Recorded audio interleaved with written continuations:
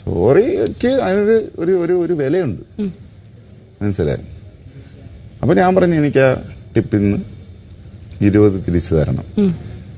പക്ഷെ അത് അവരെ നിങ്ങൾ കൺവിൻസ് ചെയ്യിക്കുകയാണെങ്കിൽ, കൺവിൻസ് ചെയ്ത് വാങ്ങിച്ചാൽ എനിക്ക് കൊണ്ടു തരണം എന്ന് പറഞ്ഞു. ഇല്ലെങ്കിൽ അത് പോയെന്ന് വിചാരിക്കും. അപ്പോ വന്ന് പറഞ്ഞു ഇല്ല, അവര് ഇദ്ദേഹം വിചാരിച്ചിട്ട് അവർ കൊടുക്കുന്നില്ല, പുള്ളിയുടെ സ്റ്റാഫ്സ് അത് തിരിച്ചു കൊടുക്കുന്നില്ല.